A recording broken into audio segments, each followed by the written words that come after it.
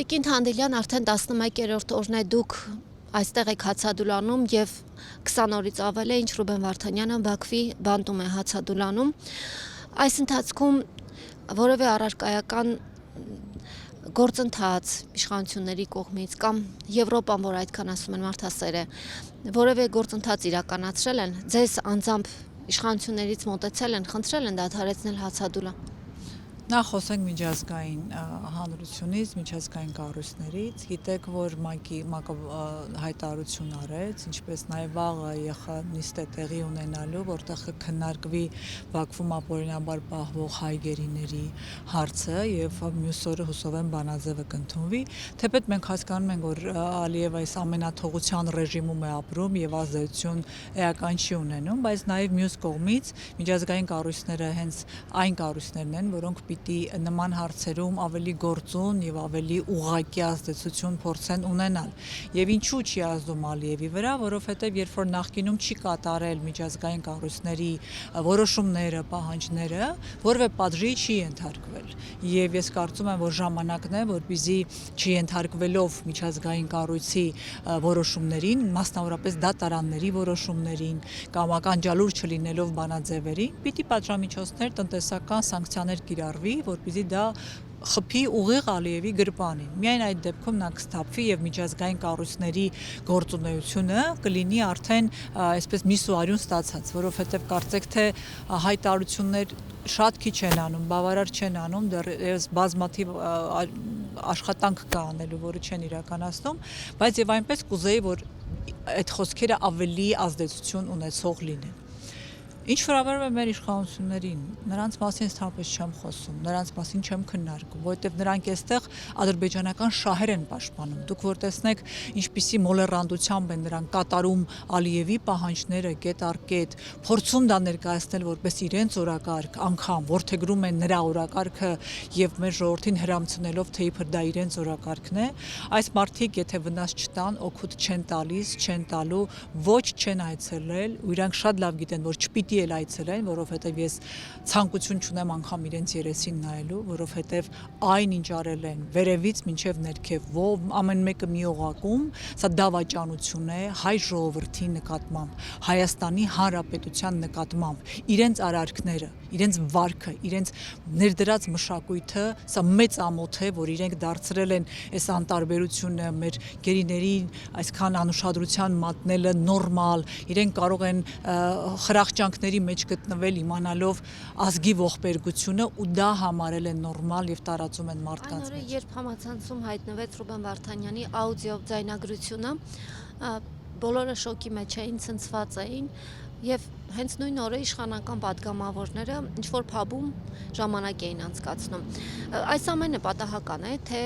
կոնկրետ ուղերձներ կա իշխանության կողմից։ Ակնհայտորեն սրանք վարքագծային ուղերձներ են, որ դուք լուրջ մի վերաբերվեք, ամեն ինչ կարգին է, ժողովուրդ ջան, ապրեք, նույնիսկ ծաղրել էին իրենց ասելով, թե մենք մի կտոր հաց չենք կերել, ջուր ենք խմել միայն։ Արդեն այն աստիճան է հասել, որ մարդիկ ծաղրանքով են վերաբերվում, բայց սա իրենց համար միևնույնն է, որովհետև իրենք տեսակի հարց է, իրենք այդ տեսակն են։ Իսկ Ռուբեն Վարդանյանը այն տեսակն է, որը աուդիո ուղերձում մենք լսեցինք, Բաքվի բանտում պաշտպանելով Հայաստանի Հանրապետությունը, խոսելով Արցախից, խոսելով խաղաղության մասին ժողովուրդների միջև, այլ ոչ արհեստական թղթի վրա։ Տեսեք, համեմատությունը ուղղակի նույնիսկ տեղին չէ, բայց մենք խոսում ենք ազդեցություն ունեցող մարդկանց մասին եւ ահա ահռելի տարբերություն։ Հայ ժողովուրդը կարիք ունի հայրենասեր, պատվախնդիր, խելացի, ուժեղ մարդկանց եւ Ռուբեն Վարդանյանը հենց այդպիսին է ու դրա համար է իմ խորը ցավը, որ նա այնտեղ վնասում է իր առողջությունը եւ այս խնդրանքը նաեւ պիտի հայ ժողովուրդ իմանա ինչպիսի հայորդի ունի այնտեղ։ Ես ուրախ եմ արձանագրել, որ նաև սոցիալական ցանցերում, այդ տիրույթում մարդիկ սկսեցին խոսել իր մասին, նաև ցույց տալ ախր ում ենք կորցնում։ Եվ իր ընտանիքը ըստ էության ես խոսքից իր հասկացա, որ այդ էներգետիկան նա ստացել է եւ ներողություն խնդրել, որ անհանգստացնում է մեզ Ադրբեջանի Բաքվի բանտից, որ մեզ անհանգստացնում է։ Տիկին Թանդիլյան, այդ ուղերձը շատերը ընկալեցին որպես հրաժեշտի ուղերձ, կային նաև մարդիկ, ովքեր ասում են, որ դա պայքարի ուղերձ է։ Ինքներդ ինչպես եք դա ընկալել։ Դա ուղղված էր հայ ժողովրդին, խոսք էր հայ ժողովրդին, չհուսահատվելու, չհիասթափվելու, պայքարելու հասու բոլոր միջոցներով եւ պայքարելու մինչեւ վերջ։ Ահա այդտեղ է, որ մարդիկ մեկնաբանում են, որ դա հրաժեշտ է, բայց նա աննկուն անձ է, նա այնպիսի հայորդի ով հայ ժողովրդի սիրահարն է եւ նա պայքարելու է այո մինչեւ վերջ հայ ժողովրդի։ Երբ որ նա գնում էր Արցախ, նա գիտեր, որ դժվար թե շատ բան փոխի, բայց ասում էր, եթե ես գնամ 1% հնարավորություն կա, եթե չգնամ 0։ Այսինքն նա անգամ մի փոքր հնարավորություն օգտագործել է պաշտպանելու հայ ժողովրդի արժանապատվությունը, պատիվը,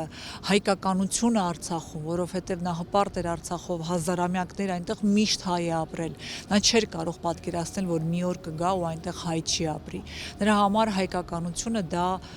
գերագույն արժեք է եւ իր խոսքից դուք դա նկատեցիք իր հպարտությունը հայ լինելու։ Քանի հոգի գիտեք այսօր որ հպարտանում է հայ լինելով։ Նա Բաքվի բանտում էլ խոսում է այդ մասին եւ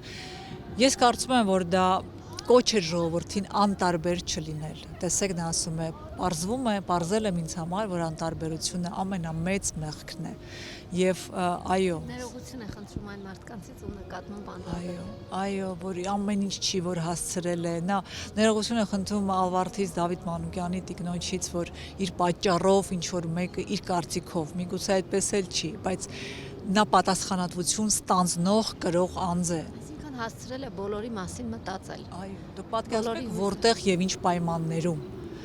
Սա պիտի ընկալել, սա պիտի զգալ, սա մարդկային այդ տեսակը պիտի տեսնել։ Սա շատ կարևոր է։ Իշխանությունները վախենում են, որ հենց այդպիսի մարդ կհայտնվի Հայաստանում, որը ունի կուսակցություն ապրելու երկիրը եւ որի կուսակցությունը այս տարիներին հաջողվել է ունենալ համայնքի ղեկավարներ, մասնակցել ընտրություններին, որից զավթել են իշխանությունը։ Գիտեք, ապրելու երկիրը, այսպես որ ասում ենք, ունի կուսակցություն, նա մեր ավագ ընկերն է եւ մեր գործընկերը։ Երբ որ մենք հիմնադրում էինք ապրելու երկիրը, մենք արդեն գործընկերական հարաբերություններ ունեինք Ռուբեն Վարդանի հետ։ Նա ուղղակի ճանաչեց մեզ ու իմացավ, որ կան քաղաքական գործիչներ, որ իրենց շահի համար չեն դարձել քաղաքական գործիչ։ Պիտի ասեմ, որ նա շատ ուրախ էր այդ փաստով, որովհետեւ նա երկար կյանք է ապրել, տարբեր մարդկանց է հանդիպել, նկատի ունեմ քաղաքական շփումներում։ Եվ նա շատ ուրախ էր դա արձանագրել եւ ուրախ էր մեզ հետ համագործակցել։ Իրականում դե մենք հիմնադրել ենք եւ ինքը մեզ աջակցել է տարբեր ծրագրերում, այո, եւ մենք մեծ սիրով իրականացրել ենք բազմաթիվ ծրագրեր իր աջակցությամբ եւ ինքը լիովին վստահել է մեզ։ Հենց այն առումով, որ ճանաչել է, գիտեր, որ յուրաքանչյուր դրամ եւ լումա ծառայելու է նպատակին։ Ինչի համար ես շատ ուրախ եմ ու հպարտ, որովհետեւ գիտեմ նա ինչպես է մեզ տեսել եւ մենք իրեն։ Այս առումով այո, մենք կուսակցությունով նաև գործընկերության մեջ ենք իր հետ եւ այո, այս իշխանությունները սարսափ ունեն մարդուց, ով հայրենասեր է,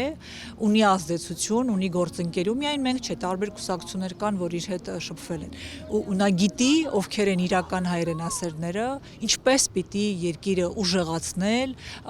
կազդուրել այս վիճակից, պատերազմից հետո, ինչպես վերականգնել ու դառնալ արժանապատիվ, ուժեղ ու փոքր պետություն լինելով այս մասշտաբի մենք կարող ենք լինել ուժեղ, կարող ենք պաշտպանել մեր շահերը, բազմաթիվ գործոններ կան, որոնք պիտի իրացվի։ Ավելորդ է ասել իր կապերի մասին, որով ինքը կարողանար նաև մոբիլիզացնել տարբեր տեղի ներուժ, Սփյուռքի մասին եմ խոսում, եւ կարողանայինք դառնալ ուժեղ արժանապատիվ պետություն։ Իհարկե սրանք սարսափած են, որովհետև յուրաքանչյուր հայրենասեր իրենց թշնամին է։